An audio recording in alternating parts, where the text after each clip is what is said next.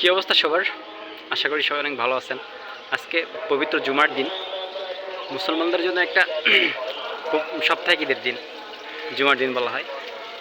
তো আপনারা সবাই অবগত আছেন যে ভারতে একটা মেয়েকে অনেক নির্যাতন, অনেক কষ্ট দেওয়ার পরে তারে মেরে ফেলছে। এই ব্যাপারটা আসলে ফেসবুকে দেখতেছি, অনেক কষ্ট লাগছে। যে একটা মানুষ যখন জন্মগ্রহণ করে তখন তার ভিতরে মানুষ থাকার চেয়ে মানুষত্ব থাকাটা অনেক গুরুত্বপূর্ণ একটা বিষয়।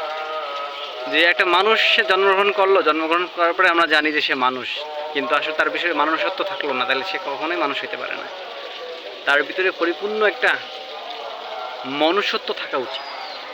যে একটা মানুষে এভাবে এভাবে আমরা কিভাবে মারি ফেলাই দিই একটা মানুষে, একটা মেয়ে মানুষকে এতজন মিলে মারি ফেলছে। ব্যাপারটা আসলে অনেক কষ্টদায়ক, অনেক কষ্ট লাগছে।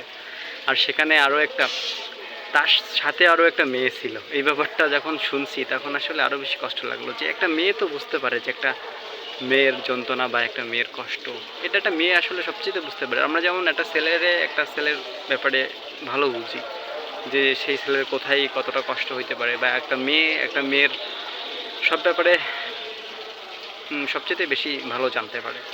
তো মেয়ে হয়ে যদি একটা মেয়ের সাহায্য না করতে পারলাম, তাহলে আমি কিসের মেয়ে? আমার মেয়ে হয়ে আমি ব্যর্থ। যখন একটা মেয়ে, আমার একটা বোন কষ্ট পাচ্ছে, আমি তারা সাহায্য করতে পারতেছি না, আমার মনে হয় না যে আমার মেয়ে হয়ে কোনো লাভ আছে।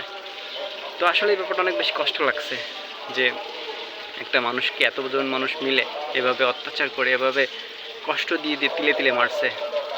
আর যেন কখনো এরকম না হয়, আল্লাহর কাছে সেই দোয়া করি।